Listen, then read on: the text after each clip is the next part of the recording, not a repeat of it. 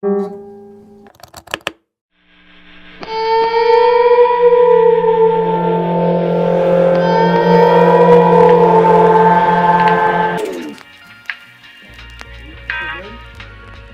let's start talking and they'll come in. Hey, tell me if, I know that my hair looks stupid without a hat right now, but sometimes with these on, it looks like... Thanks, Logan. Episodes. Welcome to the Youngblood podcast. My name is Joshua Clifton, and I'm here with my new friend Brandon. And Brandon, why don't you introduce yourself? So my name is Brandon Leavell. I'm part of a pop punk band called Lasting Effect, and we did a side project recently, and so we'll talk about that here in just a little bit with the song that we have coming out pretty soon. Yeah, so we met through our friend Eric. Say what's up, Eric. Hey, what's going on, y'all? Whoopsie. You know what I'm saying. Anyway, Eric worked with Brandon on this side project with another friend named Sam. Ready to launch in 3, 2, 1, liftoff.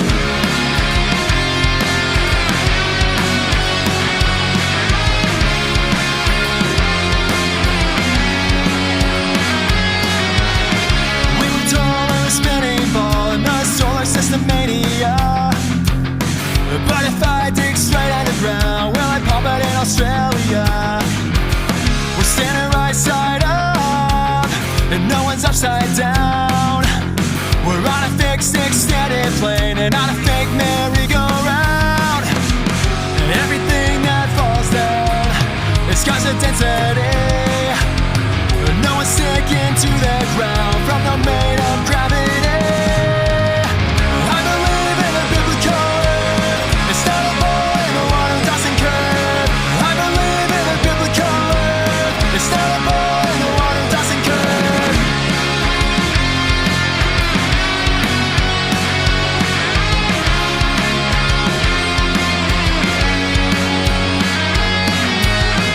Waking up to the moment when you discover NASA's just a hoax.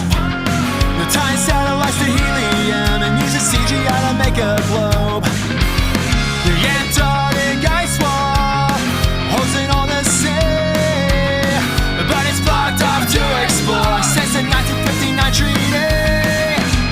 And everything that falls down is cause of density. No one's sticking to the ground from the weight of gravity.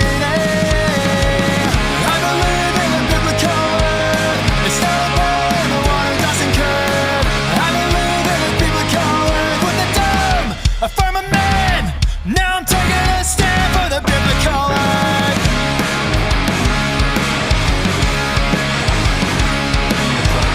Psalms 19, 5 and 6. The sun will rise and run its circuit. Take the light with it as it moves along. Joshua 10 verse 12. The sun stopped and came to a standstill. Can't happen if you live on a spinning ball. I believe in the biblical earth. It's not a boy, the water doesn't curve.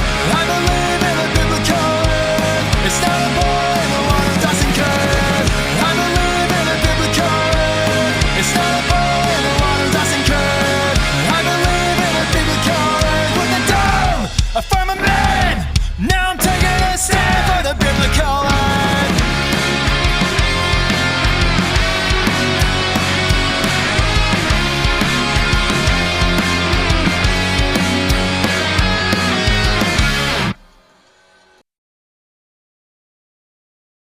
That music video was badass. Yeah, it's awesome. The song's great. The song's great there, too. Thanks, man. Okay, so you made this video Yeah. like from scratch? So what I did, are we? Yeah, Okay. we're still going. So what I did is I went on Adobe Stock. Yeah. Man, so it costs a lot of money on Adobe Stock to buy stock footage. So I had to find video. I had all these video clips saved of what I thought about using, and I had to make sure the art style of all that meshed together pretty well, because I didn't want to make it look too realistic, because it's all, Right. it's you see the art style in it, right? And so I had to make it all flow together, but I had to make it to where they fit the lyrics pretty well. Right. And so I had all these clips. I had this giant folder, and I was watching the video clips, and I was like listening to the music video and seeing what went with what. And I spent tons of time just narrowing down the clips I wanted to use. And some of those clips, like verse 2, where it showed the astronauts, I showed you he grabbed onto his harness. Like some of that, obviously. Your zoom in edit was hilarious. it's Some great. of that's actual real footage, but a lot of that is Adobe Stock and stock footage websites. But I mean, even if you notice little details, I did little details like on verse 2 where it talked about Antarctica, where it talked about it being blocked off to explore since the 1959 treaty. It faded. The transition to go to that clip was ice because Antarctica is cold, so I did an ice transition. So great. even things like transitions. I made sure the transitions kind of matched up with the lyrics too, just little subtle details like that It's as great. well. It's awesome. You should be proud of that. That's awesome. On both spectrums, like all three, really. The music's phenomenal. I think it's a great pop punk song. Actually, reminds me of Green Day. Also reminds me of Would that song be on MX would that be on a Green Day album? yeah. It's like it reminds. It also reminds you a little bit of. Oh, I mean, it came right before it, but Warning a little bit. The way your wake up because the house is on fire and the cat's got. You had that same kind of Deadbeat Holiday. It's like my favorite Green Day song. Yeah. Maybe that or Uptight, or Scattered. Jeez, so They're many. good. Oh, so many songs. Anyway, that. But the video's great, and everything you're wanting to say is in there, man, and done in a very artistic way. So it's not. It doesn't feel like you had to shoehorn everything. You knew how you wanted to say what you said, and what you wanted to do, and I think you did it, man. Congratulations. I appreciate it. Yeah, Thank yeah. you. If you're watching this, it's everywhere, and you should go check it out. Go frame by frame, see all the stuff that you put in. We'll get into that, but if it's your first time here at the Youngblood podcast, I want to say thank you for checking us out and trekking us out. I don't even know what that is. And if you've returned, welcome back. And you know that I normally start this podcast with a question. And that question is, because this is, in the Youngblood podcast, we are talking about your soundtrack. Throughout your creative journey, what made you become the artist you are today, you know? And so the first moment, Brandon, that you felt like we all take in art, but you were like, I like this so much. I want to see if I can make it and maybe be the best at it. Do you remember that moment? I mean, I remember it clear as day. You know, I don't know the exact date and time, but I remember I was in probably 5th or 6th grade. It was about a year after The American Idiot of Green Day, that album came out. And I just remember hearing Holiday and Boulevard of Broken Dreams for the first time, and it was just so energetic. And I was like, I love the simplicity of it. I love the energy and the vocals and how much fun it is. And Green Day's the reason I started playing and singing in the first place. Holy crap, dude. So I'm a huge Green Day fan. They were on my bucket list of bands to see until I saw them maybe 2 years ago or something when they played here at the Texas Rangers Arlington State. Were you there for that? I was there. I think it was like Revolution Radio tour. Okay, This so was a while back. This is probably about 5 or 6 years Yeah, ago. yeah, I saw yeah. them on their 21st Century Breakdown tour in 2009. I was a freshman in high school, and then I saw them again for that other tour where they came into the Okay, DFW. let's back up a little bit because this is kind of cool. Because you and I are different ages, clearly by what Green Day album we latched on to first. So American Idiot was your first Green Day experience? I would say so, yeah. Yeah, okay. And mine was Dookie. And so that would explain our age difference if you want to do that math. I remember when I heard it was probably Basket Case. I probably saw Basket Case on MTV or heard it on the radio and thought, and I was in Southern Illinois at the time, I thought, what is this British band that I'm listening to? And I just didn't know. I didn't know what punk rock really was. They were kind of like I knew who the Clash were from like Should I Stay or Should I Go, or the Ramones, you heard those. Yeah. I'd heard the band name Sex Pistols, but my youth group upbringing made me just realize that they weren't for me, and then and I had seen Dead Kennedys posters, and I thought they were a little too rough for me. So Green Day was like the first punk band. It was them, and then it was MXPX, my 1 and 2. So I got Dookie, went straight to, what's the next record? Is that the one with Brain Student Jaded? Insomniac. And then what's next? It's Next is Nimrod, or is Nimrod? That might be switched around. Nimrod and Insomniac, and then it's Warning, and then it's American Idiot. Is that right? I think that sounds about right. Yeah, Warning's my favorite. Okay, so Interesting. if I'm putting all my chips out on one, it's Warning. And I'll Interesting. tell you why. I have the original. I think it was my buddy Marcus Hall's originally, and I don't know how I got it. And I have the original release. Whenever they put Warning out, they at our local CD store, when they had those, they had a giant cutout of the Warning album. I still have that, and it's like brittle, and I had to try to fix it to make it. It's been sitting in my. I should have it like right there. But yeah, I just love that record because I thought it was so cool that they did so much with the acoustic guitar on that, and it still sounded punk rock, dude. And it was great. And then American Idiot comes back out, and it's completely, for lack of a better term, balls to the wall rock and roll, punk rock, dude. Right. And middle fingers in the air. It was like a very different record. It felt like Warning was a protest. Like they were leaning into like, all right, we're going to quietly protest here, like Bob Dylan might have in a song, or the Yardbirds or Buffalo Springfield. But then they were like, we're tired of being nice about this. And it felt like they kicked the door in with American Idiot, dude. Yeah, That it is big. I remember that was maybe the first concept album I really got into, because that record was just magical from start to finish, right? I mean, when did you pick it up? Like, how did you pick it up? You were in freshman?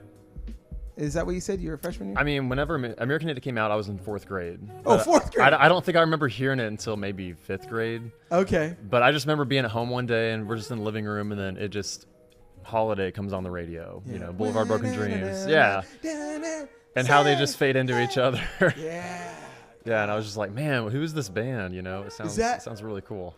Would you say that's your favorite 1 and 2 songs off of that album? I would say so. I mean, really, 90% of that album has incredible songs that I enjoy. Give Me Novocaine's so good. That's so good. And then American Idiot's just great. That song is so cool. I'm trying to think of. I need to go back and listen. I can't wait to go back.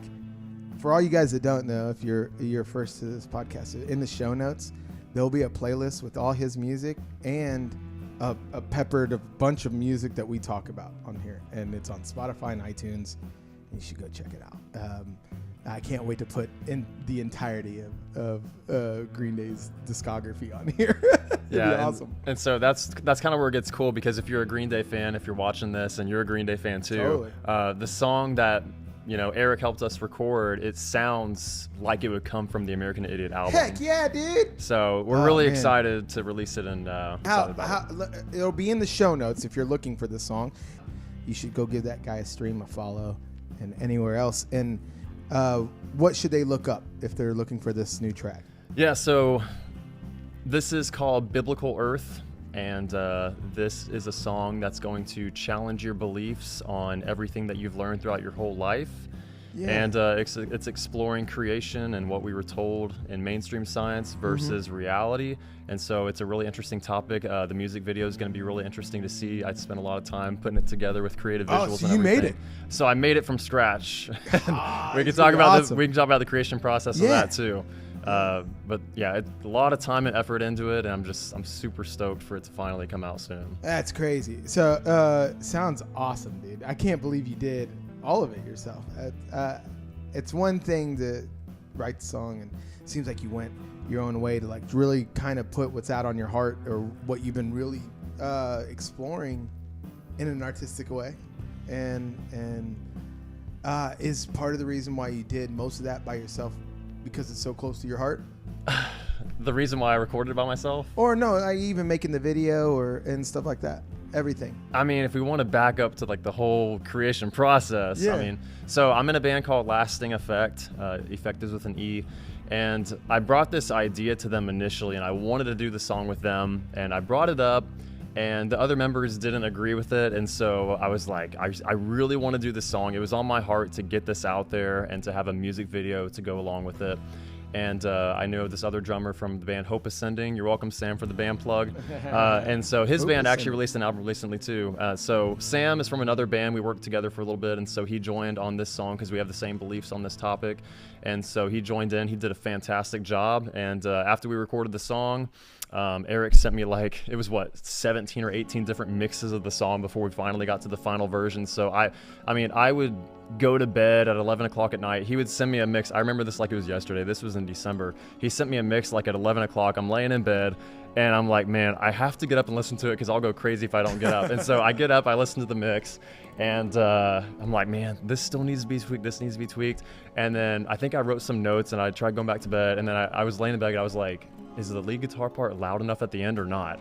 And I was like, I can't go to bed unless I get up and see it. So I had to get up again and listen to see if the lead guitar part was loud enough. And so I went crazy. I couldn't sleep until the song was done. And then once it was finally done, then I was like, okay, now I need to figure out what video clips I'm going to use to illustrate the lyrics of this song. Yeah, and can we explore that a little bit, because we've kind of broadly painted a picture that's a little controversial to at least your band members, right? Right. To the point where they didn't want to necessarily put it out under lasting effect. Do you want to go into that at all?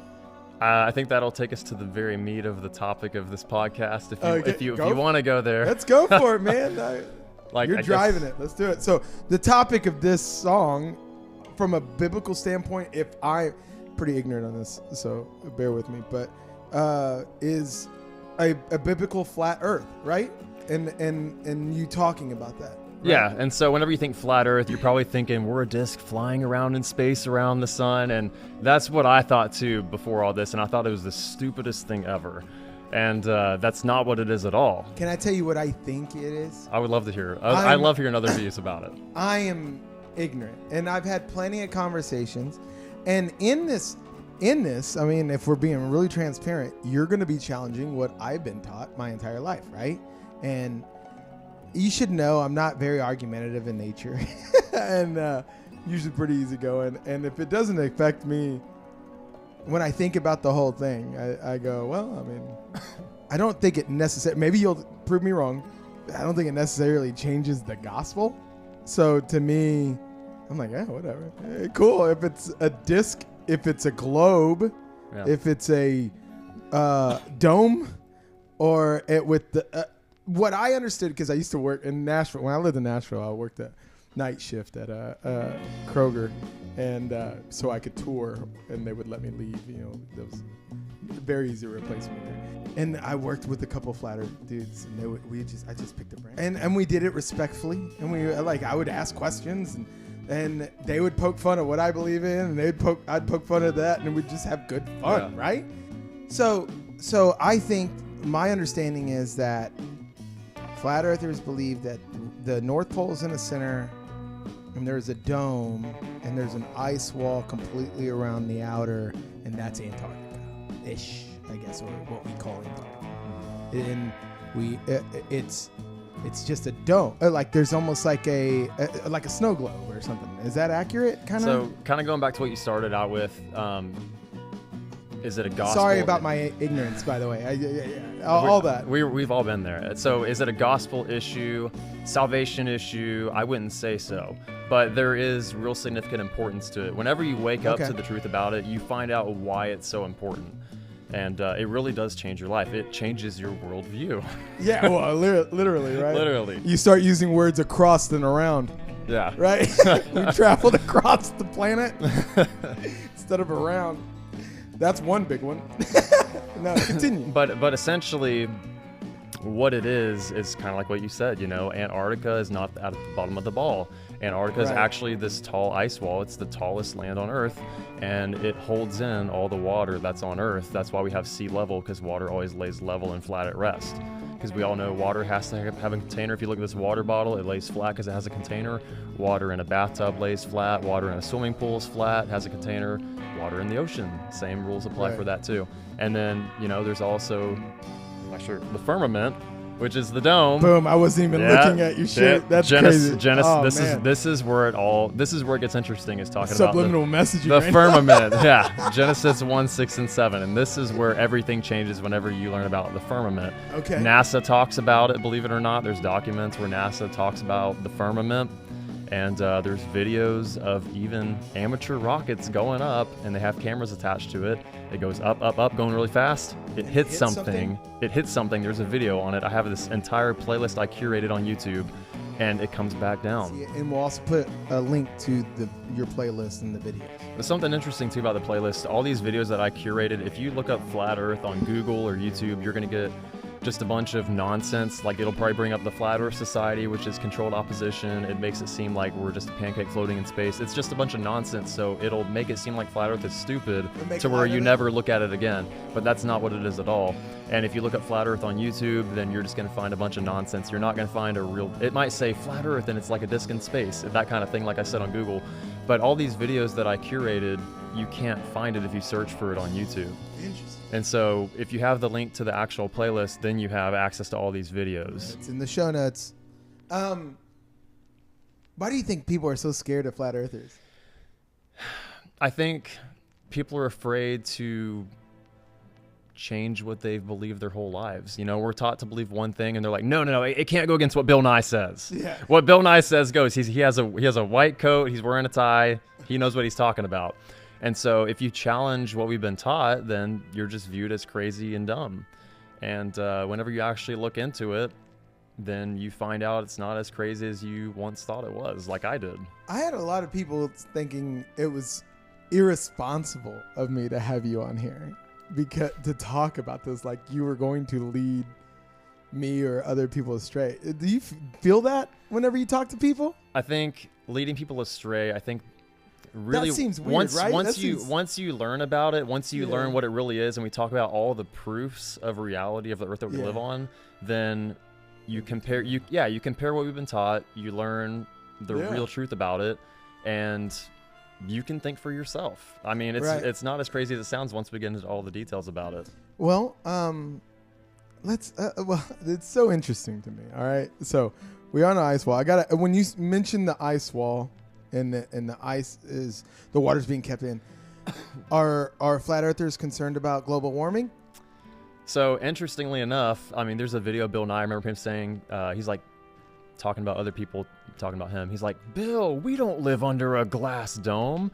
But you know, if you think about global warming, it's like the greenhouse effect, right? Right. You're inside of a container. Right. Right. And so we can even talk about NASA documents and what NASA says about it too, but you're inside of a container. It is, I mean, I think that maybe... Because wouldn't it, so that ice wall, the only reason I ask is that ice wall, if it melted in one area, wouldn't all the ocean just go off the ledge then? If that were to happen, it would, but the way the sun rotates around the Earth, like Antarctica, so people talk about there being 24-hour sunlight in Antarctica. That's not true. Okay. There might be some videos on there, but they clip it and it's fake. And whenever you look at Alaska, if you look at the sun route, how it goes around the Earth in the summertime, the sun doesn't ever really set in Alaska because the sun is closest to that area. So it goes around Alaska and it doesn't set. So that's where the 24-hour sun really is in the Alaska and North Pole area. So you're saying that the sun doesn't shine enough on the walls to affect it. Right. Okay. Exactly. Okay. I'm sorry once again. It's gonna sound like I'm like, yeah, what about this? I mean, I'm sorry that it makes it sound like if I'm questioning, it makes it sound like I'm questioning. Well, can I tell you where I started questioning everything in the first place? Yeah. My dad sent me this. This is like after COVID happened, you know? Yeah. And so... this is you're kind of new to this. Yeah. So okay. I learned about this maybe 3 years ago. Right. So after, COVID kind of set the stage for everything. Because once we saw all that unfolding, it's like, why are we all being forced to get vaccines? Yeah, like something seemed really fishy about that. So that gets me questioning everything with the global authority. And then my dad sends me this video about Freemasonry, and if anybody's learned anything about Freemasonry, it's a whole deep rabbit hole. But it was this 5-hour long video about Freemasonry, And at first I was like, Dad, I'm not gonna watch a 5-hour long video. That's too long. But I finally watched it. I got about 15 minutes in and I just got hooked on it. It talks about celebrities, you know, and how they get to where they're at, even these world leaders, and they have to go through all these rituals, sacrifices, blood rituals, all these horrible things, and to get to where they're at. And they even do these symbolisms, like they do a 666 symbolism with their finger where they go like that. So it shows 666. And a lot of artists, like even on the album covers and stuff, they put it over their eye. So it's 666, worshiping Satan. And the one-eyed symbolism, like on the back of the US dollar, it's the one-eyed symbolism, the all-knowing eye. And that's supposed to be Lucifer. That's what that's supposed to be. I would have never known that I knew about the all-knowing eye. Yeah, and they cover one eye and stuff like that. Right now, someone's clipping that and thinking I'm in it right now. But yeah, and so that's where it all started. And then I learned how NASA is tied to Freemasonry. Yeah, well, I heard this too. I've actually heard this, I guess, theory. Yeah, so if you look back to the astronauts, pretty much every astronaut that's claimed to walk on the moon is a Freemason. Well, I was going to ask you, what about the hundreds of people that have been in space that have seen this? Yeah, we'll talk about that. Okay. But let's talk about like the astronauts that landed on the moon. You know, Neil Armstrong, Buzz Aldrin. So there's even a picture of them doing the 666 symbolism, and they have the Masonic rings. There's pictures of them with that on too, and you wonder if you learn about Freemasonry and if you learn about astronauts and why are they all Freemasons, it all ties together. But it's a really deep rabbit hole that people have to go down to actually see. But there's a video by Altian Childs. He was an ex-Freemason. He was on the X Factor, and he exposed the whole thing. So that's where I saw the video. But yeah, you have to be a Freemason. And even Buzz Aldrin is coming out recently. There's a lot of videos of him talking about how they never went to the moon. And I saw something. We never went. Like he's crossing the street, or he says, "I was never there," or something like that. Well, an 8-year-old girl, she comes up to him and she's like, "Why has nobody been to the moon in such a long time?" And he's like, "That's not an 8-year-old's question. That's my question. I want to know. But I think I know." And he says, "Because we didn't go there, and that's the way it happened." And it is interesting that we don't have a whole lot of, like, didn't they just recently, sorry, I'm throwing a whole bunch of stuff. And didn't we recently have a mission to the moon and they couldn't get live feed there for some reason? If you look at pretty much all of the videos they do about landing on the moon or going to space, they show what appears to be a real rocket going up, and then they cut to animation. Right? Whenever they get to space, it's always an animation. They don't ever show you the real thing. That is interesting. But if we actually look at, you know, the footage of the moon, if you look at, this is getting kind of sciencey, but if you look at the inverse square law of light, the closer you get to a light source, it becomes astronomically brighter the closer you get. Right. So if you look at a full moon, it looks bright from the surface of Earth. Right. As you get closer, it would blind you. So now that you know that, and NASA has documents about the inverse square law of light too, and it says the exact same thing. The closer you get to a light, it becomes brighter. They have documents. And so look at the moon photos of people on the moon and tell me if it looks like it's astronomically bright where it would blind you, or tell me if it looks like a dirty, dusty ball that might be on a set. God, I so badly, you know how badly I want to know if that moon landing was real. I mean, like I love, my friends know I don't believe in a lot of conspiracies, because one time Eric said at one of our first Hive podcasts, you go, I know, maybe you said this, I know that I get to believe in a couple of them before I start sounding like a lunatic. And I took that to heart. I was, you remember saying that? No. Okay, well you did. Yeah, I think it was one of the first Hive podcasts. Anyway, saving face. Yeah, but I remember going, yeah, that's probably smart. So I believe I believe optimistically in so many conspiracy theories. About 1%. I'm open to just about anything being out there because I know this world has so many goods and evils, miracles on both sides. So, and I mean, the fact that so many conspiracy theories are now just truths that we found out, that people, I mean, the truth comes out, and it seems like 2024 has been more truth than anything lately, even for good, bad, and the ugly. But so I so badly love the idea that what's his name, Stanley Kubrick did the Apollo moon landing, and he was leaving clues for us all through The Shining, and there's clearly secret societies like the Skulls and the ones that go to Bohemian Grove and stuff and worship Moloch. Is that his or Modoc or whatever his name Moloch. is? Moloch, whatever, the owl, and they do what we hope are fake sacrifices at those camps, and I'd love to believe that it is this Boy Scout camp for elites. I would love it's so cute. You know, they're just having a little retreat and everything, and all the most powerful people get together and do that. But usually that's not. Although you're not so innocent when you get older. No. So we know that's not the case. It doesn't seem that way. I've always had that little bit of I don't know, it looks kind of shady. And I've been there. I've stayed there. And so when you're saying all this, I'm not saying I believe, but but I like going into it thinking, okay, let's see. Yeah, well, there's a lot more to dive into. There's a lot more proofs of the biblical flat stationary earth that we can get into. Yeah. Kind of going back to how I got into everything. So I talked about Freemasonry. I watched that video, and that tied into NASA. My dad sent me this video called The Final Card, and it's in the playlist that we'll link in here. It's called The Final Card by the Founded Earth Brothers. My dad sent me this link to the video. He's like, pretty interesting how they talk about the flat earth, like the earth might be flat. And I remember like it was yesterday, I said, Dad, I was like, the earth is not flat. I said, if the earth was flat, you'd fall off the edge. And that was my thought.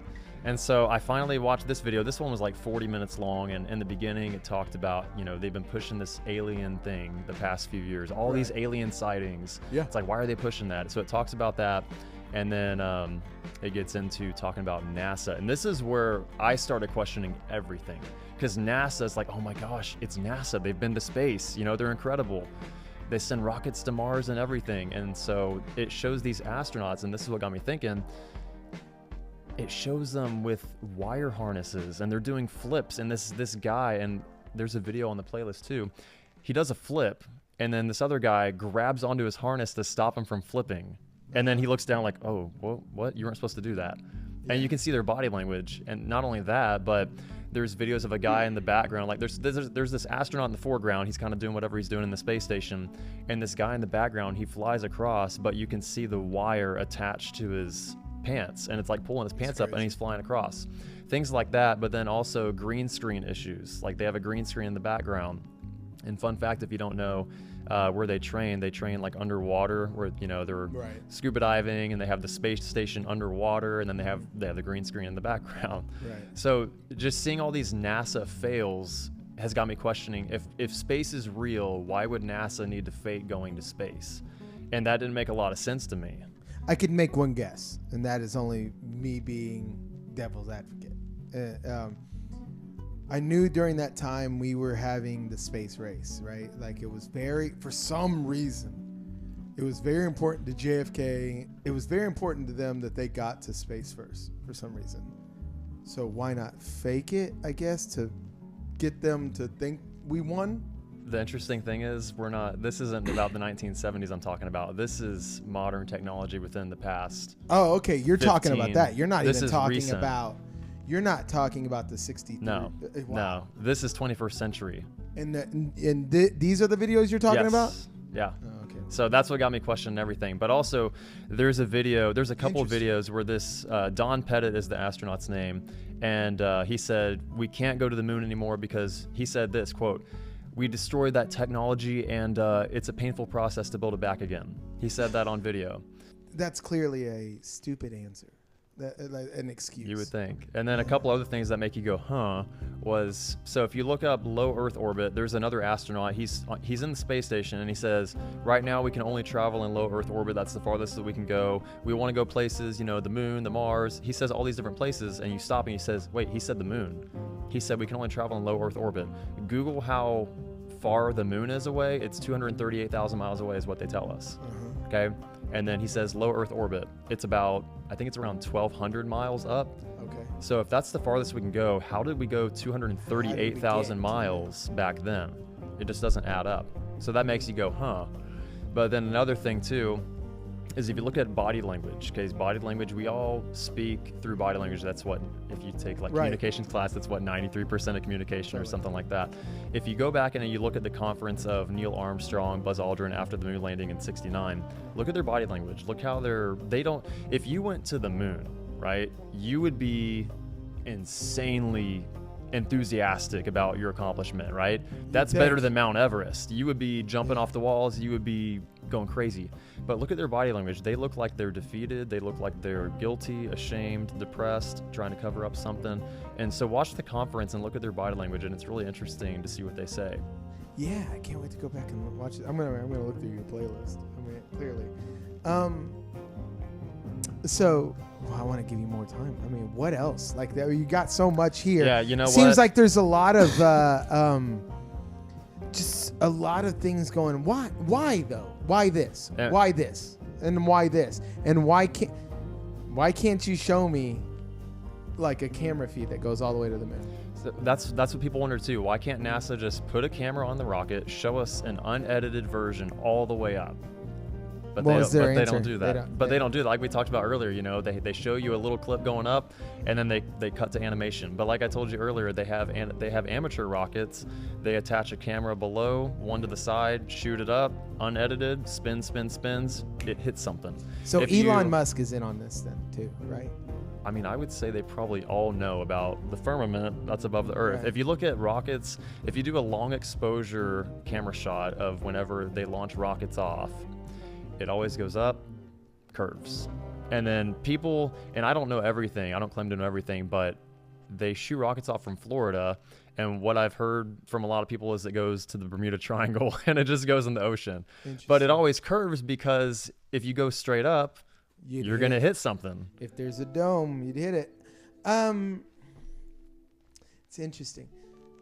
So people like Bezos and Elon Musk, who have now built their own rockets, at least, and even shot Captain Kirk into space. They all kind of got to. I mean, like, how do you explain everyone going up there now? Yeah. You think they're just going to a certain point, coming down? So I've seen the videos of them going up too. Yeah. And usually, what they show you from that high up, it's a fisheye lens camera. Mm-hmm. So it makes it look like things are curved, but in reality, it's not. And so for them, I don't know what it was like on that ship that they went on. Right. So either the windows it looked flat to them, and they had to, do a non-disclosure agreement and sign it, or maybe the windows had this curvature kind of effect on it. I'm not really sure. Interesting. Yeah, I mean, it's got to be, when we're talking about truth and things being revealed, we're getting to a point where they're not going to be able to, if it is a flat Earth, we're getting to the point where they can't hide that anymore, right? I mean, they're talking about even doing hotels in space now. Yeah. They're getting to that point. So they had to keep the ruse up there, right? Or if Elon ever gets us to Mars, okay, let me ask you a question, because now I have other questions now that are popping up. What about other planets? Yeah, are they flat? Let's talk about stars. So, okay, one thing about that. So you don't look up at the lights in your ceiling to tell you what shape the floor is. Oh, the planets are round, the stars are round. That means the Earth must be round too, right? But that's not the case, So I have a long zoom camera. It's the longest zoom camera on the market. It's a Nikon P1000. It zooms in 125 times optical zoom. The interesting thing is about stars, and we'll get to the planets in a little bit. Planets used to be called the wandering stars because they move around. But I've zoomed in on Jupiter. I've zoomed in on Saturn. I've zoomed in on Venus, Mars, all these different planets. If you look at the stars, it's really interesting because there's one called Capella. And if you zoom in on this one, it's a rainbow star. It literally pulsates rainbow colors. You can see it with your naked eye, but when you zoom in with the camera, rainbow colors. And if you zoom in on different stars, they're different colors. They're not all rainbow. Stars are different colors. Yeah. And whenever you zoom in, just like the Bible says, if anyone's a Christian, we can talk about this too, because this relates to stars. And Genesis 1:6 and 7 says, on the second day of creation, God made the firmament which divides water below. Okay, so we got, oceans, rivers from the water above. Okay, so that's the firmament's job. It's a structure divides water below from water above. Genesis, I think it's 1:14 through 18. It talks about how God put the sun, the moon, and the stars inside the firmament. Keep in mind, Genesis 1:6 and 7 says there's water above the firmament. Right. So if the sun, moon, and stars are inside the firmament, that means there's water above the sun, moon, and stars. When you zoom into these stars with the Nikon P1000, it looks like pulsating lights inside of water because there's water above the stars. And so whenever you zoom in with the camera, it lines up exactly with biblical cosmology with what you see. So you're saying there's water in space? Is that what you're saying? Well, space isn't what we think it is. Oh. So you go up so you high. you gotta unpack that a little bit then. You go up so high, and from what I've heard, I'm not really sure because I haven't actually done this, but they tell us that it goes up about 70-something miles, and then the firmament's right there. I don't know for sure. That's what I've heard. Okay. And so whenever you get up so high, there is a blackness. It looks like what they call space. But whenever you look down, you see the blue atmosphere. And then it's such a mystery with the firmament because I don't know exactly what it looks like. I don't know what it feels like. I wish I knew, and that's a question a lot of people have. But the best thing that I've heard that makes a lot of sense is God has a mirror tint on creation. So like if you're in this interrogation room, you see this reflection mirror. People can look in. Yeah, people can look in, but you can't see out. So maybe that's the best guess. I don't really know. Or like a dark tinted car, you can't see inside the car. It looks black, but they can see outside the car. Okay, so just for someone that hasn't studied this and is trying to piece this together, you're saying, okay, we're in the firmament. There's this land, ice wall around it, water in there. We're in there. Land's in there. Dome. Somewhere in there is what we call the sun and the moving stars and the stars. Right. And in there, just like there, I do know that the atmosphere in there has water in it. So that could be kind of like what they're talking about, the water, the atmosphere and everything, right? Is that accurate? I mean, like, if we're talking about the dome being a thing and everything's being everything, and God's out here like me looking at it, watching us, or whatever. That's kind of what you're right. So kind of what the Bible teaches is, so Isaiah 40:22 says God sits above the circle of the earth. I talked to an astronaut, Charles Duke. He's one of the last astronauts that claimed to walk on the moon. I questioned him about everything. And it was a really interesting conversation with his body language and how he got defensive and everything, but that's a whole nother thing. Okay. But I talked to him about that verse, and he even said, God sits above the circle of the earth. And it's like, he was talking about it being a sphere, but if you look at a sphere and a circle are two different things. Yeah. So God's sitting above the circle of the earth. So if God's looking down from heaven, right, on the earth, it looks like a circle to him, right? You got Antarctica, the ice wall, holds in all the water, okay? And it says, even as Isaiah 40:22, it says he stretches out the heavens like a tent, the firmament being the tent that we live in. And it says later on in the verse, and the inhabitants are like grasshoppers unto him because we look small to him. Right. He's up there. And so the North Star is right above the North Pole. Right. It never moves. Kind of feel like that's the good vantage point of everything. And if you look at the Georgia Guidestones are blown up, by the way, if anybody looked at that, because that's Georgia one of the proofs. I don't even know what that is. Look it up. Georgia Guidestones are blown up because that's one of the proofs that we live on a stationary flat Earth. If you look through this center hole they have at the Georgia Guidestones, it shows the North Star, and the North Star never moves out of that hole every single night. And all the stars rotate around the North Star. Okay, so we're the center of God's creation. All the stars and everything rotates around us because we are special to God. He made his creation, and it says even many times in the Bible where the earth is his footstool. So if you take creation literally, where he sits above the circle of the earth, above the firmament, well, he's really looking down on the circle, and it really is his footstool if he's really that close to us. But if we're on a spinning ball flying out of control in space, he could be millions of miles away. He could be that way, up, down. We don't know what direction's what, because in space, he could be in another dimension. We don't know where he's at. But if you're on a fixed earth like the Bible teaches, he's literally right above us. And that's one of the beautiful things about it, is that he's not far away. People used to think that the earth was the center of the universe. Right? They did. And they put clips like this in movies where they talk about the flat earth in movies. I think it was maybe Men in Black, where I forget the actor's name, but he talks to Will Smith about how people used to believe the Earth is flat. Like even the Truman Show. If you watch the Truman Show, it's like there it is, right in front of your eyes. I love the Truman Show. It is a really good movie. Yeah, I've been to that place where they filmed that. I stayed there for a little cool. bit. It's cool, Seaside, Florida. Man, it's very interesting, dude. I feel like I keep coming up with new questions.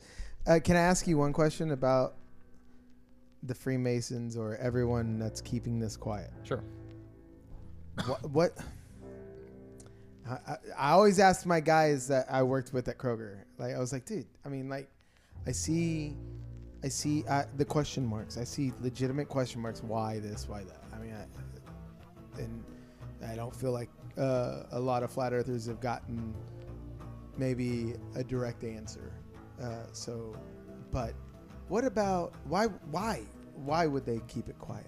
Yeah, and so I'll answer that too. And by the way, if you guys want a detailed answer, because like I said, I don't know everything. Right. And I'm being thrown questions and I'm having to remember everything. Yeah. But to answer your question, gracious. There is a video. There's a couple videos on the playlist that they're going to link below that actually tells you why the lie. Yeah. And why is there no whistleblowers about flat Earth? Those videos are in there, so you guys check those out. But basically, why the lie? How could there be a lie this big? And whenever I learned about this, what's the benefit? Dude, like I was devastated when I learned about the flat Earth. Because like when I learned about it, I was like, man, like your worldview is shattered. Like everyone you believed growing up, it was all a lie. But the thing is, like your teachers, they're not just in on it. Like they're just teaching what they're ignorant. They're just regurgitating what they're told. And so it kind of hurts whenever you learn everything that you learned. And who knows what else? History could be a lie. Like what else could be a lie? Because whenever you're lied to about something this big of where you live, that's a huge deal. Yeah. And it changes everything. And I remember I'm still kind of shocked to this day every now and then of like the reality of how everything works and where we live. And whenever you view a sunset, you view it differently than I do. Like how does the sun work? How do the seasons work? And everyone views that differently, than someone it looked like like that it's I would. going down. But the why the lie is because, going back a little bit. So before NASA was founded, they had an expedition to where they sent Freemason Admiral Byrd, to the Antarctic ice wall. And they explored the Antarctic ice wall. It was Operation High Jump. And then they had Operation Deep Freeze. People can look this up. And this is kind of speculation, but what I think happened is they explored Antarctica, they got up on top of this tall ice wall, and there's pictures of even the massive ships. Like the ice wall is taller than the ships, and these ships are hundreds of feet tall. And so they get up on the ice wall, they're probably exploring around, and what I think happened was they explored Antarctica, they went far out, and I think they found where the firmament actually touches the Earth, where it reaches and touches the ground in Antarctica. And so to cover it up, and this is in the 50s before NASA, because I think NASA was maybe late 50s where they founded it. And so to cover it up, they have this Antarctic treaty in the song, verse 2 of the song, Biblical Earth, it talks about the Antarctic ice wall. They cover it up. The Antarctic treaty says you can't go explore Antarctica.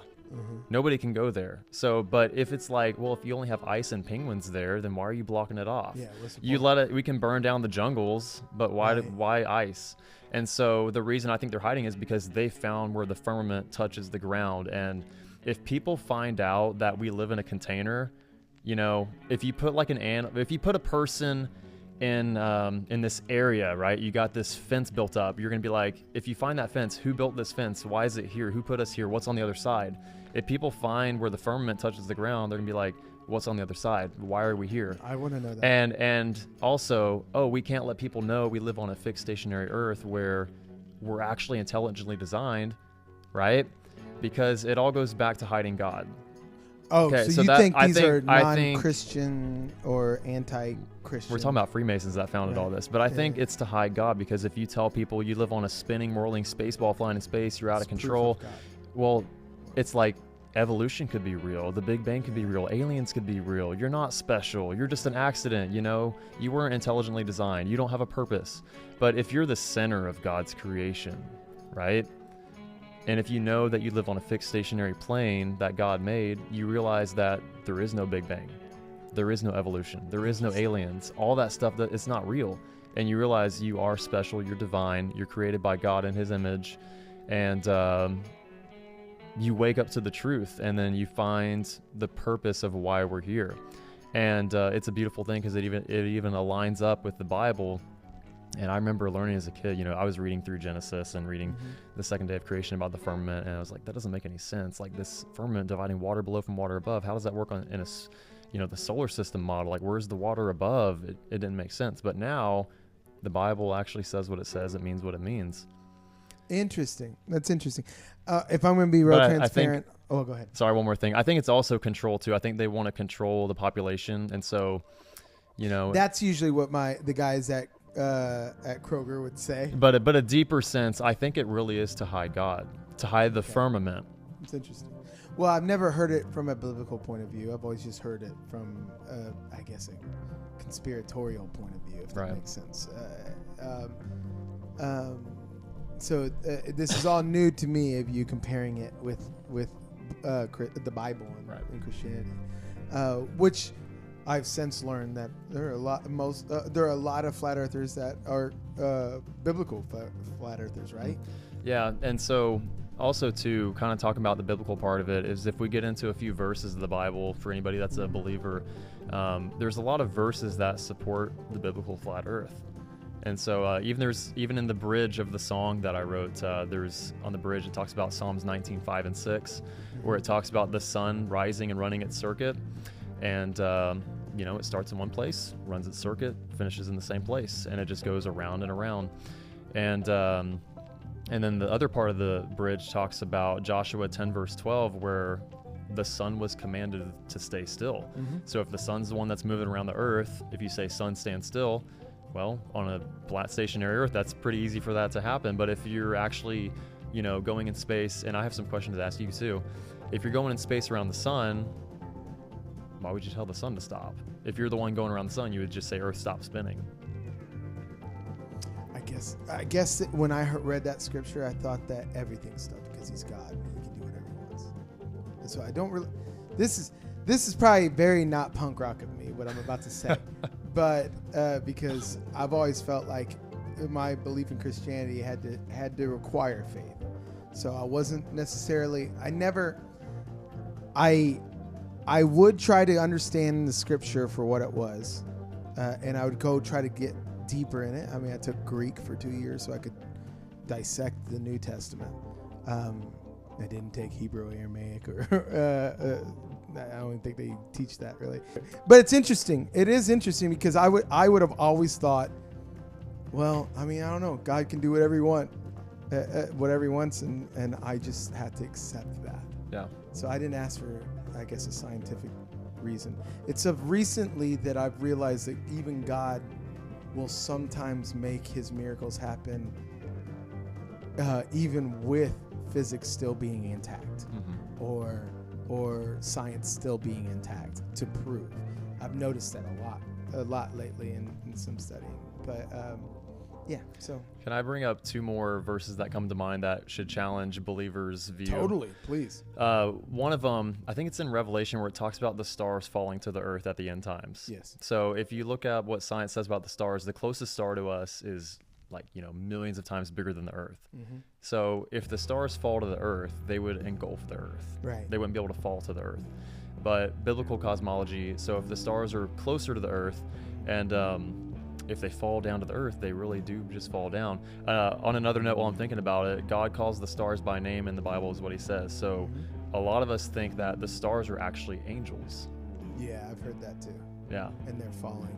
Yeah. But those are interesting. I guess to talk about the stars falling, Revelations, that's John the Beloved, the writer? John, is yes. That, yeah, or John. That's right. I guess a lot of things are parabolic there, I think, or I think sometimes he's talking about, maybe he is. I think he's trying to describe modern visions with his own intellect. So whenever he says there was a dragon breathing fire in the sky, it might have just been a plane shooting something, or a helicopter, or they say locusts and stuff like that.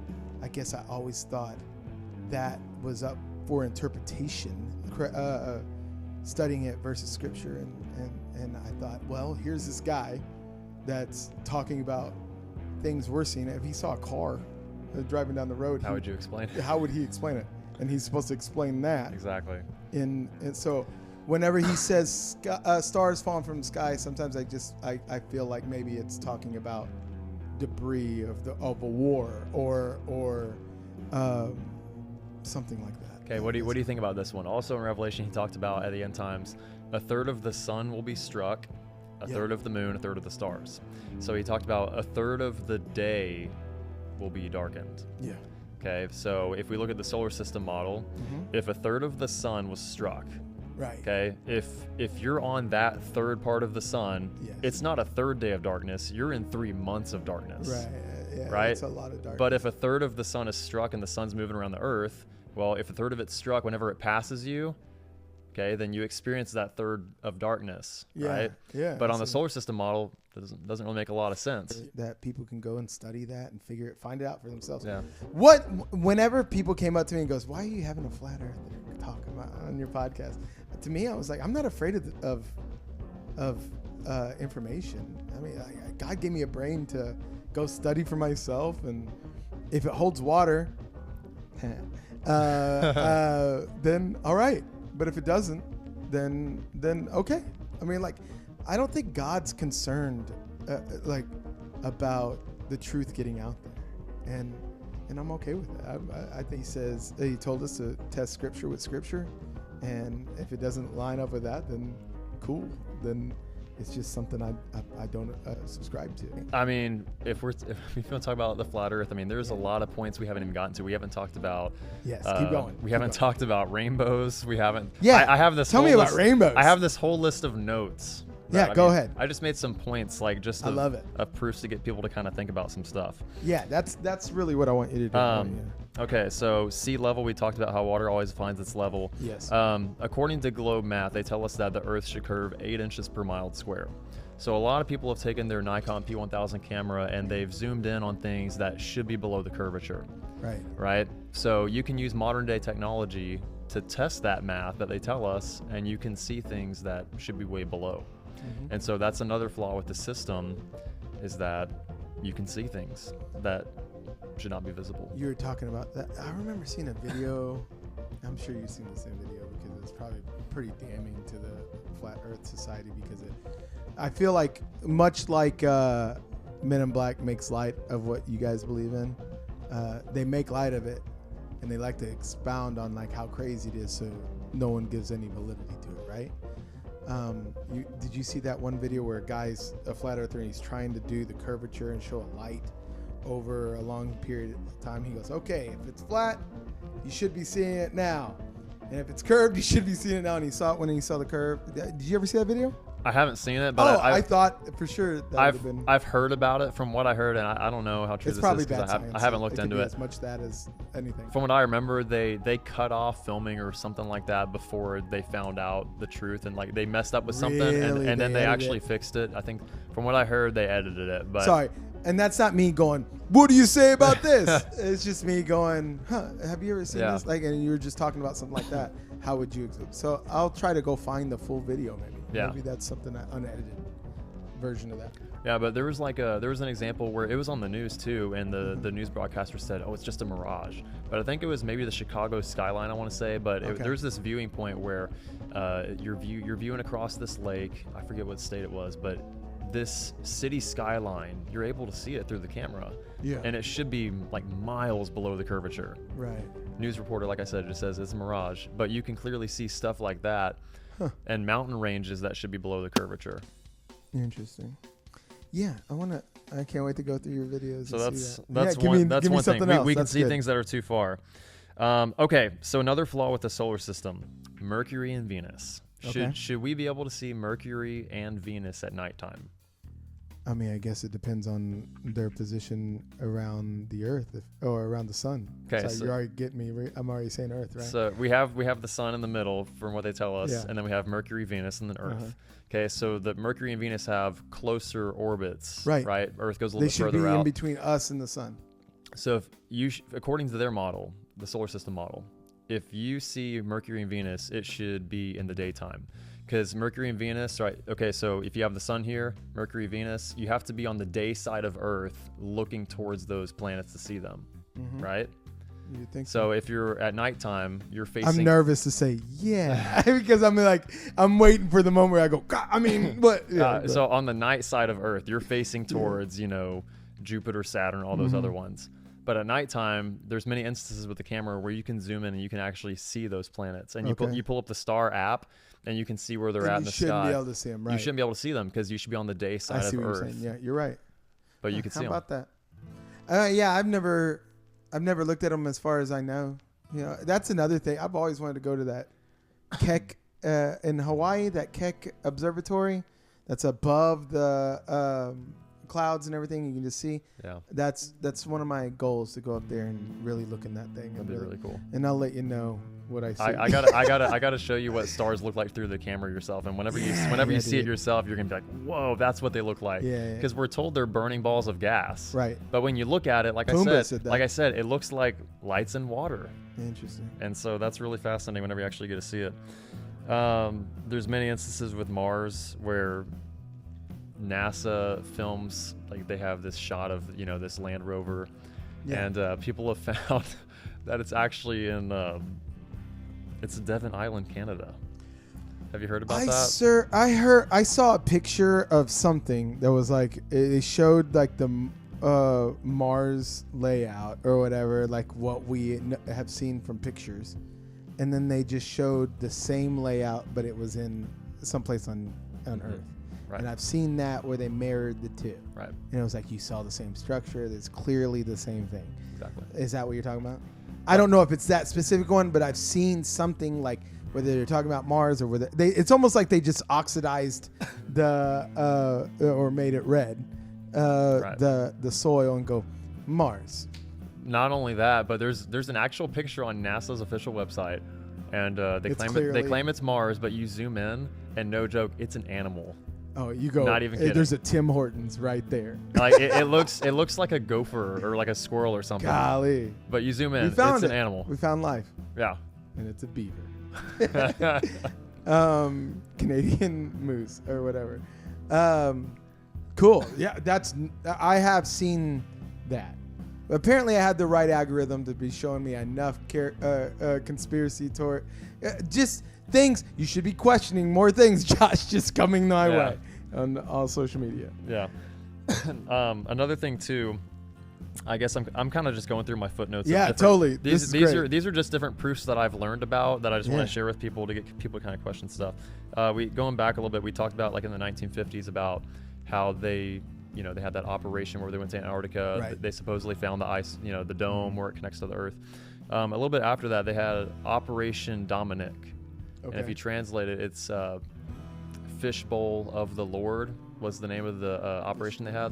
Fishbowl, interesting name. That's interesting. So in this operation, they shot up all these high altitude nuclear missiles, and they're just shooting up to see how high it can go and blow up. And it's like, why would you do that? And they would say probably for military training or whatever, or just to test the rockets. But if you look at it in a deeper meaning, to blow up the firmament to see how a dumb thing to do, to see how strong the firmament is, and see can we get through it. Was that all the ozone layer talk they were talking about in the 80s? I don't know. You remember that? How you doing over there, Eric?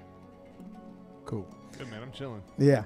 I remember in the 80s they were saying the ozone layer was messed up. Maybe it's because they tried to blow it up. Yeah. Another thing too, so the furthest we've drilled down, we're told that we have this core, this like magnetic core, and there's all these different layers. Like it gets hotter as you go down. They know all the layers of the Earth supposedly, but if you look it up online, how far we drilled down into the Earth, you'll find out it's only 8 miles. Yeah, I always wondered that, like, because there's another conspiracy out there called the Hollow Earth theory. I've heard that. And you go, oh yeah, sure, why not? Maybe how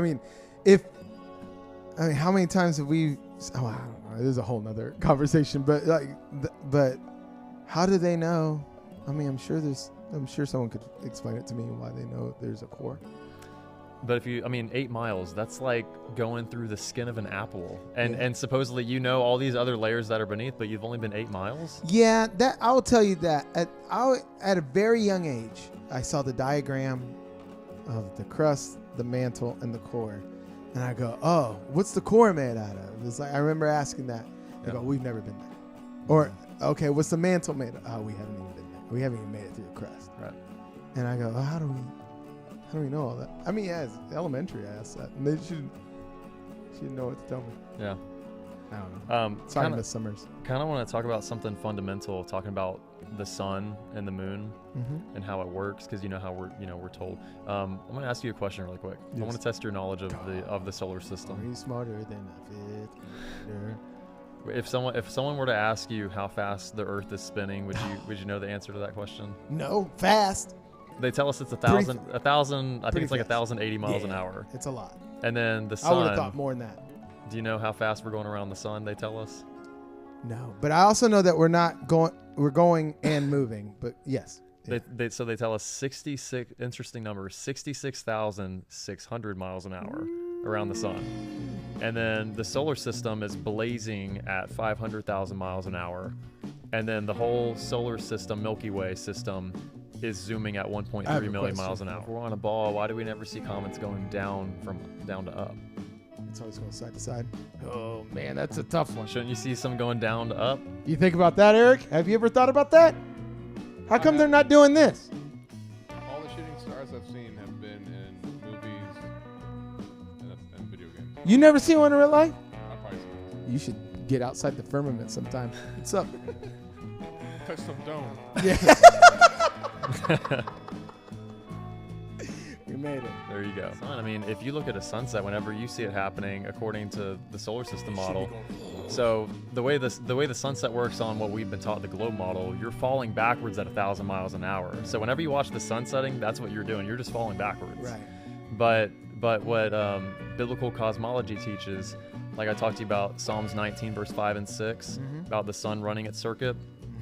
And even the movie Pinocchio has a reference about the sun moving. I remember if you saw that too, I thought that was funny. That's so funny. But so basically, whenever you're watching a sunset, the sun is moving further away from you. Yeah. The sun is actually closer, and it's a local light. It takes its light with it. Psalms 19, 5 and 6, it takes its light with it as it moves along. And whenever you see a sunset happening, it's just getting further away. It takes its light with it, and then it just goes around the circle of the earth. And so that's how a sunset works. In some instances, depending on like atmospheric conditions, if it's hazy, if it's too hot, humid, whatever, you can see the sun literally taking its light with it. And so in some instances, you can see it actually getting smaller as it moves along, because in perspective, it looks like it's big when it's close to you. Further away, it gets smaller due to perspective the further away it gets. It's interesting. And then the way seasons work, so we have the Tropic of Cancer, the Tropic of Capricorn. Right. Tropic of Cancer, the sun right now, so it corkscrews in and out between these tropics. And if you look up the Gleason's map, it's the flat Earth map, and what they did on the globe, they put the flat Earth map, they wrapped it around a ball. That's what they did with that. But if you look at the Tropic of Cancer and Capricorn, so the sun, whenever it's summer for us, it's on the Tropic of Cancer, so it's moving around us, and it's literally like almost right above us. That's why it's so hot in the summer. And towards the winter, it corkscrews and goes out towards the Tropic of Capricorn. The sun's further away from us. And like if you picture this light right here going across the room, if you take that light with it over there, it's going to be colder because it's further away all the way over there. So that's kind of how the seasons work. And the moon also corkscrews in and out too, but the sun and moon, they corkscrew at different kinds of speeds. And we have the eclipse coming up too. I was going to ask you, the eclipse will happen before this comes out, but what are some exciting things you're looking forward to, I guess, in this eclipse? I mean, is it going to do anything to help further your belief? Well, I'm looking forward to it with my camera. I'm looking forward to zooming in on it, but moon phases too. We'll talk about the eclipse, but the moon phases. So we see the moon. We have a new moon phase. We have the full moon. The moon goes around the Earth too.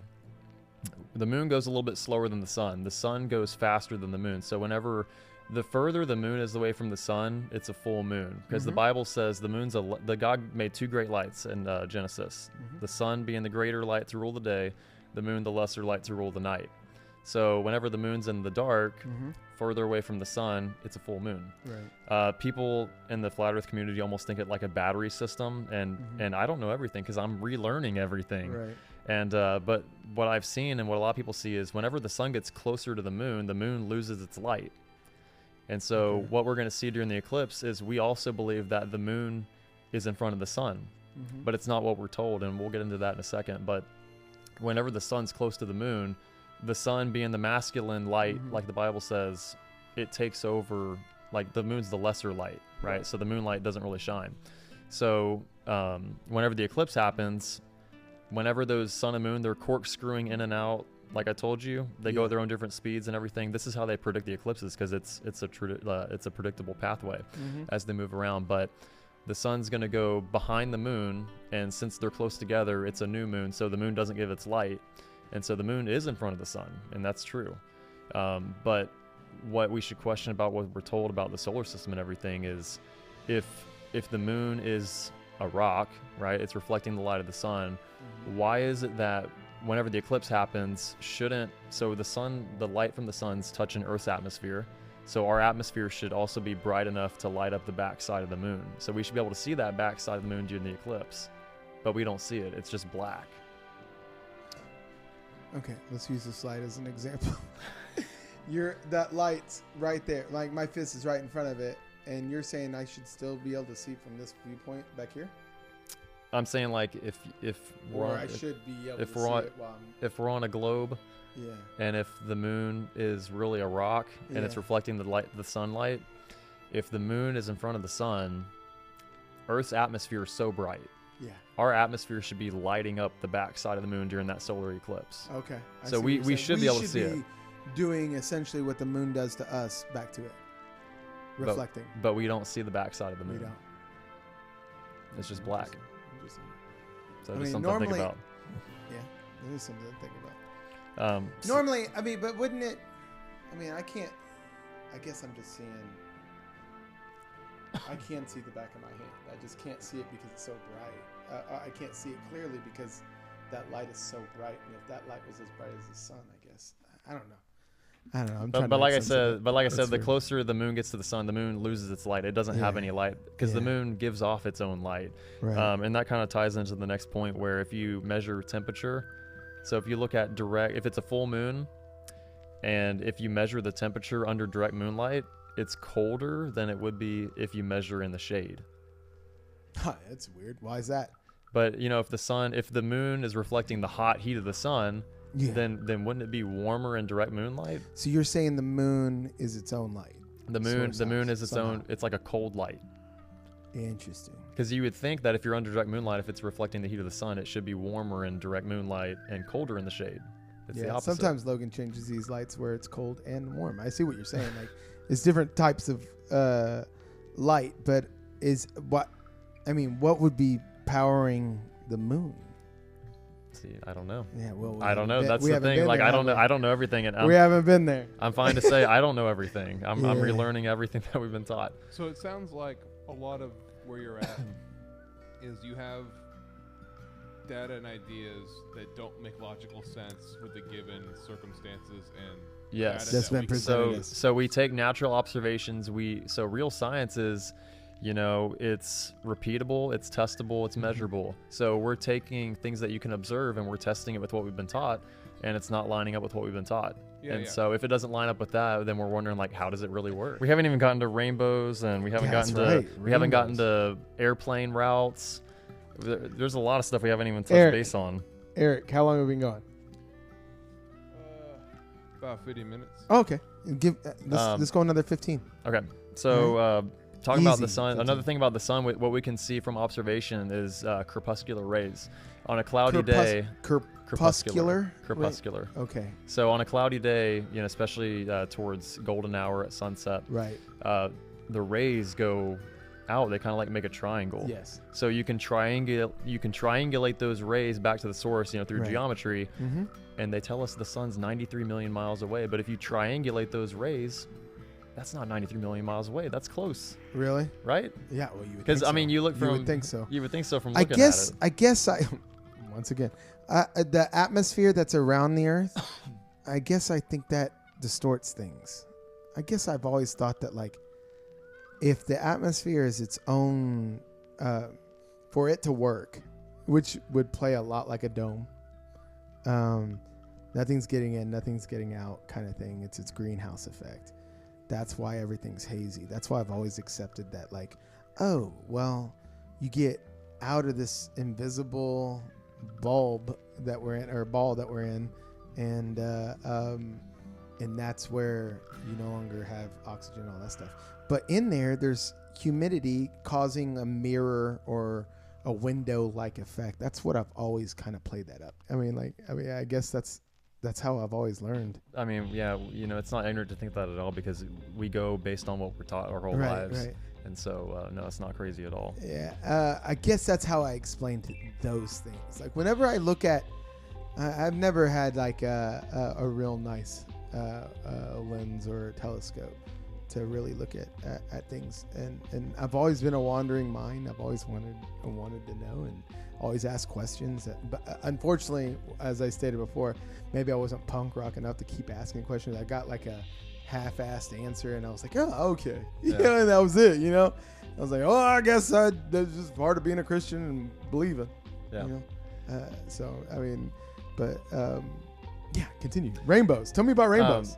You were on what is the word that I just said a while ago?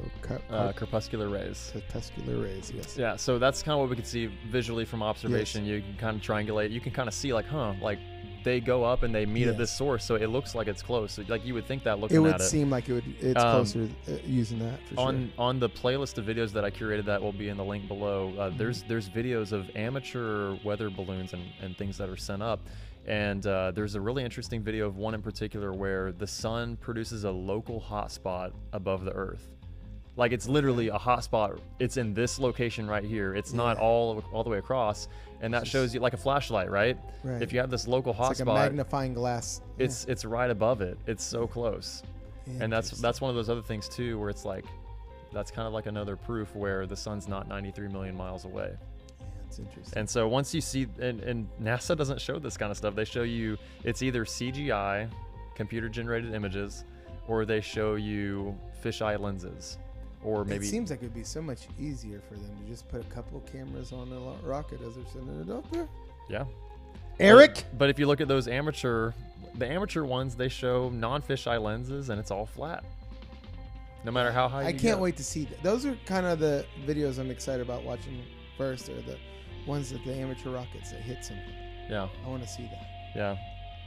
The next note I had on here was talking about the vacuum of space. We're told how we have this vacuum of space. Somehow pressures just balance out. I don't know how, but the way pressure systems work, if you have a positive pressure system and a negative pressure system, you have to have a solid barrier in between, or else there's equilibrium, right? And so that's where the firmament takes place, right? Because if you have this globe Earth and we're in space, Earth would have exploded a long time ago. There's not like this gradient to where it just slowly fades out. There has to be a solid barrier in between a positive and a negative pressure system. I can't help but think of what that barrier is made out of. I wonder too. The Bible talks about it being, I think it's in Job, where it talks about the sky being solid as a molten looking glass.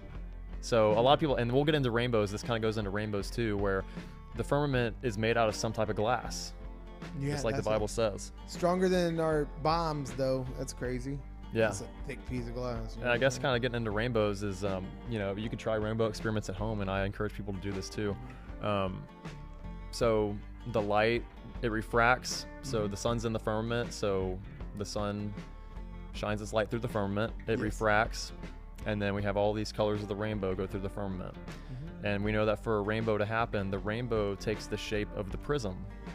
And so that's why we always see the rainbow in the shape of a dome, is because it's reflecting from its prism. And the rainbow, it's always there. It's there in the daytime, but you can't see it because the rain actually acts as a screen. Right. So whenever you put on like the water hose or something like that, or even if it rains, it reveals itself. It's a screen, but the rainbow's always been there. So that's why the rainbow gets its shape, is because it's reflecting off the firmament. Interesting. And another thing too, to go a little bit deeper, is if you ever see a double rainbow, the original rainbow, you see the colors, but look at the double rainbow. The colors are inverted.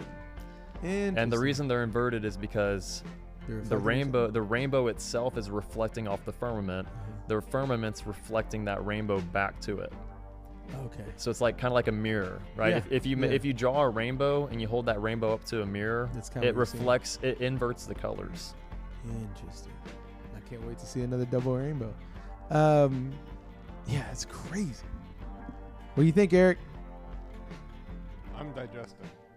Do you think your percentage wise, how where are you at as flat earther? I think knowing you know me really well. Yes. I'm like, that'd be cool. Yeah. That I'm one. I came in 1%. I'm probably 2. Oh, so the needle. It's like playing Helldivers. Yeah, the needle move. 0.02%. Yeah. We did our part. Yeah, I have more questions. I mean, Yeah. I think that's where we're all at, right? Like we have a ton of questions. NASA. Yeah, And I'm gonna start paying more attention. yeah, that's basically what you've done. Is like I'll go. All right, I'll listen a little more about this. Yeah, I'm gonna notice more things. Yeah, I think it's like when you buy a car and then you start seeing that same car everywhere. Yeah, a little bit. It's like that. It's like that. Thanks for tuning in our podcast. No, that's silly. Yeah. So, all right. Any other points like rainbows and Gravity. gravity? Yeah, I wanted to bring that up too. Yeah. What is gravity? I mean, like it would mean that gravity isn't what we think it is. Right. What we've been taught, because you're saying we probably don't have a core, and we've been taught that magnetic core keeps us here, even though we're spinning around very fast. Yeah, so gravity, we're told about how, what was it, Newton's theory? What was it? Who was Law it? of relativity. The apple dropped on his head. Mhm. And so I we're taught, remember. it's gravity. Right. So with gravity, though, there's a few things like we're standing here on the earth, but somehow butterflies can escape the grasp of gravity. Mm-hmm. Smoke can rise in the air. So why is gravity not strong enough to hold all those things to the ground? I guess. With thought with weight and wind. I guess that's that would be the only way I think is like, in a vacuum they wouldn't. Maybe they'd fall completely. I think. but with the planets too, like how Jupiter, they tell us it has so many moons. Yes. So if we're all like spinning, going around the sun, Jupiter has its moons it's holding on to, Jupiter has its own gravity. Yeah. Why is it that the gravity from the sun or the other planets, why does it not have enough gravity to pull those moons out of orbit?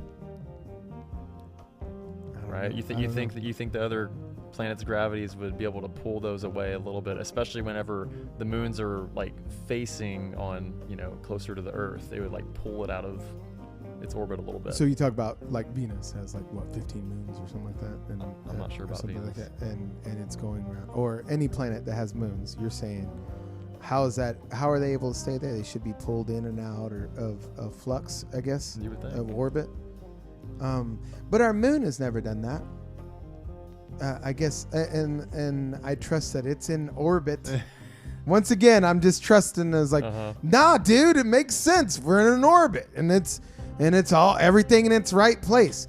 Man, when we talk about this, I go, what about this? But immediately I go, well, there's probably that though. Yeah. Like I feel like I don't believe it a lot. now that we're talking through everything, I'll bring up a thing and I go, yeah, that makes sense. It also could be that. And I don't know if that makes me flighty. It just makes me a real hard sale is what it is for me to be all in, I think. So what we believe is density pulls everything down, because the apple fell from the tree because it's more dense than the air. Whatever medium the object is placed in, water, air, if the object is more dense than it, it's going to fall. Mm-hmm. Right? So whenever you jump, you're more dense than the air, you're going to fall back to the ground. Right. In water, if gravity's so strong at the center of the earth, why is it not pulling everything down through the water all the way to the bottom? Right? Yeah. So it comes down. I think it wants to. When it's pulling me down, it's the density, my weight bringing me down, and me resisting against it. But in a vacuum, I would go straight down, wouldn't I? Like, minus the resistance of the water. I guess that would be my answer. Once again, me just going this and that. Sorry. That's a lot of why I'm quiet. So what we kind of believe is just density and buoyancy, kind of sorting everything out with why things sink or float. You put a rock, you put a stick on water. The rock's gonna sink, the stick's gonna float. I guess I believe the same way in the weight difference. I mean, I can put. I understand what you're saying. Like I could put something in the top of your bottled water, like a leaf, and it would sit on top. You're asking, why doesn't that come straight to the ground, right? Why isn't that not being pulled to the bottom of that bottle? I guess just because I understand the barrier of water is not broken and not heavier than the water. Same way where if I put oil in there, they would separate instead of the oil being pulled down or vice versa. I guess I don't understand that one because I do believe in the resistance. Eric, you got anything? I'm there with the resistance. That makes like buoyancy. Like that Yeah. makes sense. Because depending on what I do with my body, I will sink or I will Or I'll fall. Yes. Yeah, so I kind of have me personally being intelligent enough to know if I go flat and kind of open up my arms, Right. I'm going to float way better than if I curl up into a ball Yeah. and create like And let out all the air of your body. Yeah, but it's just there's so much. I'm also a big boy, so I got my version of this. That's great. You know, if I ball up, I'm literally like a cannonball. Right. Like, you know, and I'll go down. But if I go flat, You're saying that if we jumped in, we should just straight down. Like it should be like no resistance.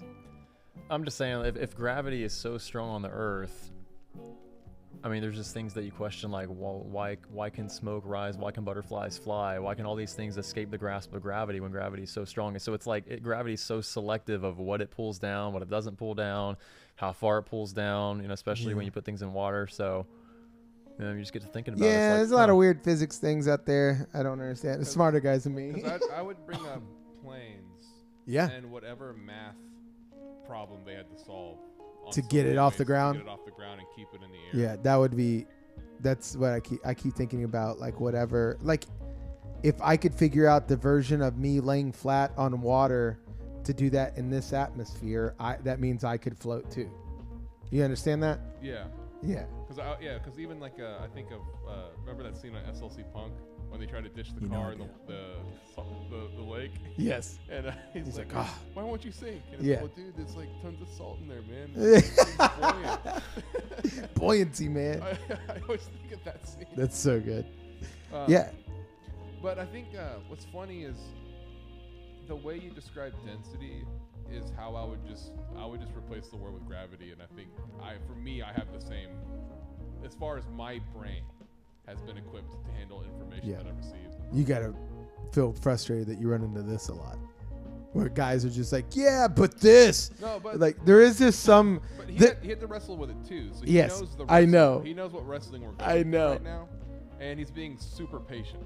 Yeah, because I know the thing you said at the beginning of this is like, you know, I struggled with it too, and whenever you finally see it, I feel like you think we're here going, they just don't finally see it. When they see it, they'll go. It's all good, man. There's a saying: once you go flat, you never go back. Once you see it, you can't unsee it. You know what that started off as? What saying? Just kidding. But seriously, I don't know. I think one of these videos on this playlist will connect with somebody. Whether if you're a Christian, you know, like us, if you watch the video called "The Final Card," that's the one that got me questioning everything, and then I just dove in the rabbit hole. Because after that, I was kind of questioning stuff. I didn't fully jump on it yet, but then I saw more proofs, and I was like, huh, wow.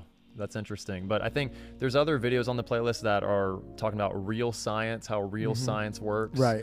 And there's like 100 videos I put on there, just a ton of variety, and they answer so many questions on there that people have, like why the lie? You know, are there any whistleblowers? Like how do seasons work? How does the sun and moon work? Right. You know, why do ships disappear over the horizon? Like all these different questions that are answered on there. There's even an app. I'm gonna do a plug for David Weiss, who's gonna be uploading the song to his YouTube channel after the song launches. Nice. He's really big in the flat Earth community. He's got an app called the Flat Earth Sun, Moon, and Zodiac Clock app. Okay. And on his app, I think it's paid. I can't remember or not. But on the app, there's a lot of these different categories on there, and he uploads videos of his own, other YouTubers as well. And so, like I said, you can't find this stuff online if you search for it, but on his app, all that's there. You know, like on the playlist that I have, it's all there. As long as you have the link or the access to the content, you can view it all there. But he's got great resources on there where you can see videos and other things that can help out with answering questions that people have. I'll try to remember to put a link to his app in the show notes too. I bet you I have a lot of friends that are closet flat earthers that haven't told me. There's a couple I think that are out there that I think they are.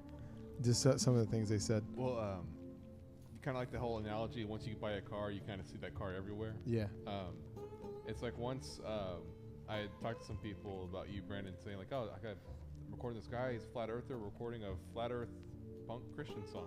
Yeah. And, it becomes your thing. Well, and what's funny is I've had like 4 or 5 people within 2 days realize someone in their circle was a flat earther. Just by what they've been saying, the vernacular they use? Yeah. Like they would say something and he'd be like, wait. Are you? Are you? Having a mic. You know, this is becoming more popular. More people are waking up. It's just, I feel like a lot of people don't come out and talk about it because they're afraid of ridicule. And I've gotten past that stage, you know, where I stand for the biblical truth. God doesn't lie. And I think it's really important to get it out there. And I think a lot of people, you know, might have more boldness in time coming out and sharing the truth. Another reason why I thought, you know, thinking about this now, another reason why this is such an important truth. We talked about how is this a salvation issue? Mm-hmm. It's not a salvation issue, but here's why it's also important is because this has brought a lot of atheists to faith. You know, if you have that one person where you share the gospel with them, you know, Jesus, or in other words, Yeshua, his real Hebrew name, he died on the cross, he rose from the grave, you know, he came to forgive us of all our sins if you trust in him. If that doesn't work with someone, this is the next step to go to, is because I honestly feel like other than being a born-again believer, I feel like this is the next important issue, is learning about where you live. Because atheists, if you learn about where we live, there's no Big Bang, there's no evolution, and so you realize there is an intelligent designer, and this points atheists to the Bible, and they wake up to the truth about creation, and they come to faith through that. It's interesting. Yeah, I could definitely see right away when you said, when it comes to atheists, I go, yeah, I could see how this would work, because it's so science-based. And usually atheists have a problem with the whole it being faith-based. You know, I mean, like this would feed right into the where they get truth or tend to get truth. You said you're going to do the whole. You're excited about the eclipse. Can I ask you a couple questions that maybe you may about the eclipse that you may it may not work at. You may not even know about them. But there's 3 things happening that I saw in the news today about the eclipse, and I thought I'm going to ask them just to see. First off, you hear about them turning on the CERN particle accelerator collider. What do you think about that? I mean, CERN's a whole other thing. They have the goddess of destruction, Shiva, outside the headquarters. They've done rituals out there. And I think it's really interesting what they're trying to do. I don't know everything. I mean, I've heard maybe they're trying to open a portal, trying to resurrect dimensions, dude. The dead. I don't know. Yeah, I heard something like the craziest of them all is like them trying to resurrect an old god or something, right? This is going to sound crazy. I've heard they're trying to actually resurrect the Antichrist. There's a verse in the Bible that talks. It's referring to the Antichrist where it says, like he once was, and he will be, talking about how he's alive now. You know, he'll be dead and then he'll come back. Right. So there's a reference, and there's this video, I forget the channel, I have to send it to you. Yeah. But there's this whole video where it actually unveils who the Antichrist actually is. And I don't want to spoil that. Yeah, don't. I'm excited to hear. But whenever you watch it and it connects to the verse and it talks about CERN, it's like, that actually makes a lot of sense. Holy crap, that's crazy. That's awesome. Yeah, please send that to me. Number 2, they're going to shoot rockets. NASA's going to shoot rockets at the shadow. What I think they're doing, they actually could just be observing measurements based on like how the sun and moon actually work and like the results of what happens during an eclipse. So I don't know if they're like trying to like actually hit the moon. Yeah, it's probably real science. I mean, it might be actual measurements. Yeah. I'm really not sure about that. I assume once again, if you've not learned anything in this, I just go, they're all up to something that's probably science-based, whatever. They're just having fun. They're having fun, and we'll figure it out. We'll know eventually. Yeah. Some people are up to no good shenanigans. You know, if someone's going to shenan, they're going to do it again. And then number 3. In Israel, are they building did they build an altar that they're going to sacrifice red calves on? Have you heard this? I've heard it. I haven't done research into it, so I'm not really sure about that. I've literally seen news feeds of like legitimate news feeds going, Yeah, these are the calves we're gonna sacrifice during the eclipse. How about that? For everyone, they built a whole altar that's facing towards where the original temple was in Israel. It'd be interesting timing. What, did you hear about that? Yeah, I just can't not think of the South Park episode where. Oh, I haven't seen it. What is it? It's literally like this being fulfilled. Really? Like all that? What I just said, or? Yeah, it's the fulfillment of that prophecy, and then it just turns out Cartman's trying to get Kyle for being a redhead killed. Oh, that's funny. But because it's a fake, because he fakes the thing. Yeah. No, I'm sorry. He fakes the red-haired cow. Right. He gives it like a red afro. Oh, that's funny. And in the prophecy, it's like, no, some fat whiny kid is gonna lie about this, that, and then Cartman's like, I'm telling the truth or whatever. And they go, and it brings peace in the Middle East and everything. And then they break back into war because Cartman lies. South Park, nothing like it. Nothing. Well, that's interesting. Those the super or that eclipse. I don't know why I called it a super eclipse. The eclipse. I'm interested. You said you're going to be shooting or putting your camera up to it. Are you recording everything? I plan to zoom in with a long zoom camera, record it, and just see what it looks like. I mean, I'm not expecting to find anything just like, oh, wow, I didn't know that was there. But it's going to be in the show notes, a link to your whatever you post. But if you do. I've never seen I mean, we had the 2017 eclipse, but we weren't in the pathway. So that wasn't even a full totality. So this is the first one, and this could be a once in a lifetime thing. And you were still a globe believer at that time. Yeah, I was. And the good old days, huh? The thing is, I mean, we all grew up learning the same thing. Totally. I grew up learning the same thing as you guys. Totally. And the thing is, like, I mean, I asked you earlier about like how fast are we spinning, how fast is the sun going, and a lot of globe believers don't even know those kind of numbers. I don't. But we just believe it. But the thing is, I understand because I was in the same position as everybody else. Mm-hmm. I once thought flat Earth was the dumbest thing. I ridiculed it too, just like everybody else. Yeah. I don't know if I've ridiculed it. I just my biggest question was always at the end of it. It's like, in which you have a video that's going to show me. It's like, okay, why? I mean, I understand control, but why? Yeah. Exactly. Like, I just don't understand. There's also a part of me that goes like, in the 50s, apparently when they came up with this, you said, like whenever they started that. And they go, we can't let them find this glass wall, or this ice wall into the glass wall wherever they went to. And they go, we can't let them do this. Well, at that time, how many people could have got there? And then I can't even get there now. Yeah. I was like, so what are they really worried about? Yeah, it's blocked off to explore. And, NASA was founded after all that. They made the globe Earth after they found out about all that stuff. Yeah, when's the first globe? When did they first post a globe? We'll have to look it up. I'm not sure. I'm not sure what it was. Interesting. Like when did I first see one of those globes from? The flat earther guy named David Weiss, he interviewed a lady, and she went to school. I think it was like in the 1920s or 30s. She's pretty old, but he asked her like he didn't tell her the Earth was flat or anything. He just said, "What did you learn about the Earth in school?"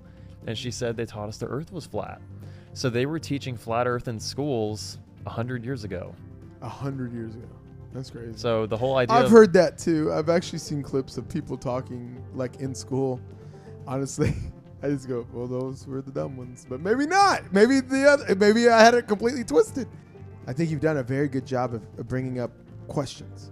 I like a good question because it sends me. I don't always need an answer. I just need to go.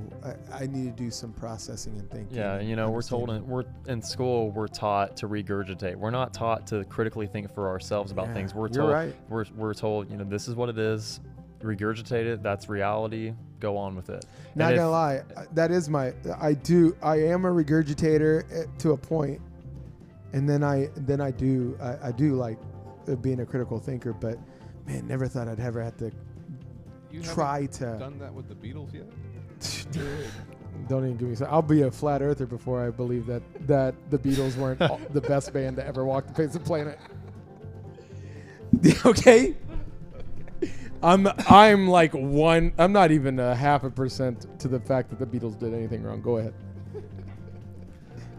but I'm 2% flat earther. Go ahead. So I guess kind of. Sorry, we're silly. We're ridiculous, man. I'm so sorry. That's all good. Hey, guys, thanks for going on this journey, mostly with me and listening to my friend Brandon. I can't wait to go watch this video. I can't wait to look at the eclipse with a little bit more. I mean, I have those specialty glasses, but with like some skeptical glasses too. You know, like trying to figure out how I see the world. Maybe this will open it up. I'm really intrigued with people that are real passionate about something, and I believe you found truth in there. I also that makes me want to go and see, like, all right, what did he see? What is it? Is there something there? It's like one of those videos like watch to the end, and it's not always great. And so, but I'm excited about getting some of these questions. I think you brought up some really cool questions, at least some I've never heard before. There's a lot of stuff, and those same the scriptures that you mentioned that they're all in the music video, so it's perfect. You can literally, man, give them your social media online. It's all gonna be in show notes, but go ahead and give it to them if they're just listening to this. Yeah, so I want to plug my band in too, in case you guys like this kind of style of music. If you want to check out my band, Lasting Effect, that's where I do most of my music. Like, this is the only project under my name, Brandon Leavell, that I have this song released for, because my band didn't want to do it. So this might be the only song you find under my name releasing. I think you need to do a whole album. I'll give a couple socials. So if you want to follow like my page for this song release, it's Brandon Leavell. Last name is Leavell. The band is Lasting Effect. It's EFFECT. And you can find us on Facebook, Twitter, Instagram, Spotify, every single platform. And we got tons more pop punk songs. Yeah, we should have the rest of your guys on here sometime, and we'll do this with them. That'd be cool. Yeah, see what conspiracies they lean towards. So actually, with the other band, Lasting Effect, with Eric, I don't know where he went, but we finished recording 3 other songs with Lasting Effect with Eric. Oh, awesome. And so he's mixing those, and we're going to get those back pretty soon. So we're looking forward to those songs releasing. Well, when you're ready to release those, we can come on here and promote that. Awesome. Well, Brandon, thank you so much for coming in and sharing not only your art, but your heart too. And hopefully you felt like you had fun, you got to say your piece and respect it. So thank you so much for doing that. And go check them out and Lasting Effect. And to all you guys, thanks for tuning in, and we'll see you next time. Take it easy.